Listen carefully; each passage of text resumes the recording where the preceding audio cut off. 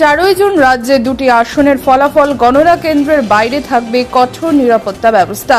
আগামী 4 জুন সারা দেশে লোকসভা নির্বাচনের ফলাফল ঘোষণা হবে। সেদিন ত্রিপুরা রাজ্যের পশ্চিম ত্রিপুরা আসনের ও পূর্ব ত্রিপুরা আসনের ফলাফল ঘোষণা হবে। পশ্চিম ত্রিপুরা আসনের ভোট হয়েছিল 19 এপ্রিল এবং পূর্ব ত্রিপুরা আসনের ভোট হয়েছিল 26 এপ্রিল। এই দুটি আসনের নির্বাচন অত্যন্ত শান্তিপূর্ণভাবে সম্পূর্ণ হয়েছে রাজ্যে। তারপর রাজ্যে স্ট্রং রুমে ইভিএম রাখা হয়েছে। 4 জুন 7টি গণনা কেন্দ্রে সকাল 8টা থেকে ভোট গণনা শুরু হবে। শনিবার সচিবালয় সাংবাদিক সম্মেলন করে এই কথা জানান রাজ্যের নির্বাচন দপ্তরের মুখ্য আধিকারিক পুনিত আগরওয়াল। তিনি জানান রাজ্যের 20টি স্থানে অনুষ্ঠিত হবে। PC1 এর 30টি বিধানসভা বিভাগের জন্য 7টি স্থানে ভোট গণনা অনুষ্ঠিত হবে এবং PC2 এর জন্য PC এর 30টি বিধানসভা বিভাগের জন্য 15টি স্থানে অনুষ্ঠিত হবে। দুটি স্থান শান্তির বাজার এবং काउंटिंग टेबल पे जाएंगे फॉर काउंटिंग पर्पज। तो इसके अलावा हर काउंटिंग सेंटर में आपका ये जो काउंटिंग सेंटर्स हैं उसमें एक मीडिया सेंटर रहेगा जहाँ पे आप मीडिया भाई बंधु जाएंगे और वहाँ से वो पूरे इवेंट को कवर करेंगे। तो जो मीडिया के लिए जिन लोगों ने पास के लिए अप्लाई किया था उसके लिए ऑलरेडी मीडिया पासेस कंसर्न सभी मीडिया ग्रुप को दिए जा चुके हैं। तो उस पास को अपने पे लगा के वो जाएंगे तब उनको एंट्री मिलेगी। और वहाँ पे एक मीडिया सेंटर होगा जहाँ पे आपकी आईटी की सारी फैसिलिटीज़ होंगी। आप उसको इंटरनेट के थ्रू कुछ अगर ट्रांसमिट करना चाहें वो कर सकते हैं। टेलीविज़न में आप चैनल्स क्या चल रहा है वो देख सकते हैं। टेलीफोन की व्यवस्था होगी तो उसके द्वारा आप अपनी इंफॉर्मेशन को पास ऑन कर सकते हैं। और वहाँ से मीडिया जो पर्सनल होंगे उनको ICA के जो गवर्नमेंट ऑफिशियल्स होंगे उनके ओवरऑल सुपरविजन में छोटी टीम में मीडिया पर्सनल्स को काउंटिंग हाउस से लेके जाया जाएगा और वहाँ से फिर वो उसका स्टिल फोटो या वीडियोग्राफी अगर करना चाहते हैं तो वो कर सकते हैं। उसके लिए ऑलरेडी काउंटिंग हॉल के पास एकदम गेट तक बेसिकली आप जा सकते हैं। वहाँ पे ईयर मार्क किया हुआ होगा कि कहाँ तक पर्सनल जा सकते हैं और वहाँ पे फिर आप फोटो या वीडियोग्राफी कर सकते हैं। उसमें मेनली आप लोगों को ठीक है। नमस्कार। 16 मार्च 2024 को जो चुनाव का पर्व इलेक्शन कमीशन की घोषणा के साथ आरंभ हुआ था वो अपनी अंतिम पड़ाव की ओर अग्रसर है। आप सभी जानते हैं कि 4 जून को पूरे देश में पूरे लोकसभा की जो सीट्स हैं उनकी काउंटिंग की प्रक्रिया होगी। हमारे राज्य में भी 2 सीट्स हैं लोकसभा की।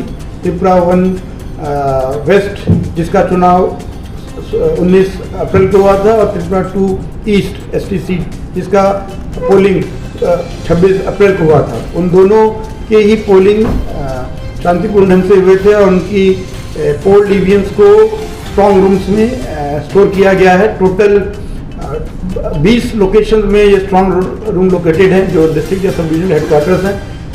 त्रिपुरा 1 वेस्ट में की जो स्ट्रॉन्ग रूम्स है वो 7 लोकेशंस पे हैं और त्रिपुरा 2 ईस्ट ST के वो 15 लोकेशन पे हैं। बेलोनिया और शांति बाजार उसमें दोनों पार्लियामेंट्री सीट के स्ट्रॉन्ग रूम हैं इसलिए वो टोटल मिलके 20 बनते हैं। तो ये आपके जो स्ट्रॉन्ग रूम है उसकी लोकेशंस और जो काउंटिंग हॉल उसकी लोकेशन उसकी हम कॉपी आपको इस प्रेस कॉन्फ्रेंस के बाद भी दे देंगे। और कितने जो टेबल्स हैं आपकी काउंटिंग हॉल्स में उनमें टेबल 8 से 14 तक अलग अलग जगहों पे जगह के हिसाब से वो टेबल की व्यवस्था की गई है। और सभी पोलिंग स्टेज सभी असेंबली सेगमेंट की काउंटिंग पैरेलल चलेगी। आप जैसे जानते हैं कि टोटल 60 असेंबली सेगमेंट्स हैं हमारे स्टेट में और दोनों जो पार्लियामेंट्री सीट है उसमें 30-30 असेंबली सेगमेंट है। तो 60 काउंटिंग हॉल्स में पैरेलली काउंटिंग चलेगी जिनको कंसर्न AROs जो हैं वो ओवरऑल उनकी गाइडेंस में काउंटिंग होगी। इसके अलावा एक काउंटिंग ऑब्जर्वर्स जो कमीशन के द्वारा अपॉइंट किए गए वो भी इस पूरी प्रोसेस को ऑब्जर्व करेंगे। टोटल 4 जनरल ऑब्जर्वर्स पहले आए थे 2 ईच पार्लियामेंट्री कंस्टिट्यूंसी के लिए। उसके अलावा 27 और काउंटिंग ऑब्जर्वर्स अपॉइंट किए गए हैं कमीशन की तरफ से। टोटल 31 ऐसे काउंटिंग ऑब्जर्वर्स हैं जो इस पूरी प्रोसेस को देखेंगे। और ये जो काउंटिंग है वो 4 जून को शार्प 8 बजे आरंभ हो जाएगी सभी 20 लोकेशंस में और 60 काउंटिंग हॉल्स में। और कंसर्न जो दो आरओ रिटर्निंग ऑफिसर्स अम्बासा में त्रिपुरा 2 ईस्ट के लिए और अगरतला में त्रिपुरा 1 वेस्ट के लिए, उनके पास अलॉन्ग विद जो असेंबली सेगमेंट की काउंटिंग होगी, जो पोस्टल बैलेट्स हैं उनकी काउंटिंग भी कंसर्न आरओज के काउंटिंग सेंटर्स में होगी। तो यहाँ पे जो आपका त्रिपुरा वेस्ट की अगर हम बात करें तो यहाँ पे आपके जो पोस्टल बैलेट्स की काउंटिंग के लिए टोटल 28 टेबल अरेंज की गई हैं और त्रिपुरा 2 ईस्ट में तो 15 टेबल्स हैं जहाँ पे काउंटिंग होगी। इसके अलावा जो आपके सर्विस वोटर्स हैं उनको भी इलेक्ट्रॉनिकली पोस्टल बैलेट ट्रांसमिट हुए थे, ETPBMS जो कहलाते हैं, वो भी पोस्टल बैलेट के थ्रू पोस्ट के थ्रू वापस आ रहे हैं। उनकी काउंटिंग करने के लिए पहले प्री काउंटिंग की पद्धति होती है जिसमें जो उनके जो पोस्टल बैलेट के एनवेलप आते हैं उसमें उनको स्कैन किया जाता है, उस पर QR कोड होता है, आउटर एनवेलप पे इनर जो डिक्लेरेशन होता है इलेक्टर का और जो पोस्टल बैलेट वाला जो इनर एनवेलप होता है उन सब पे आपका QR कोड को स्कैन करना पड़ता है जस्ट टू चेक कि जो पोस्टल बैलेट आया है वो जेन्युइन है कि नहीं, वो कहीं स्पूरियस तो नहीं है, कोई डुप्लीकेट तो नहीं है। तो उसको चेक करने के लिए एक सेपरेट टीम रहेगी आरओ काउंटिंग हॉल में। त्रिपुरा 1 वेस्ट के यहाँ 15 ऐसी टेबल होंगी जहाँ पे प्री काउंटिंग और ETPBMS होगा और त्रिपुरा 2 ईस्ट में 10 ऐसे टेबल्स होंगे जहाँ पे इस टाइप की काउंटिंग की जाएगी। तो भी ओनली जैसे मैंने बताया वो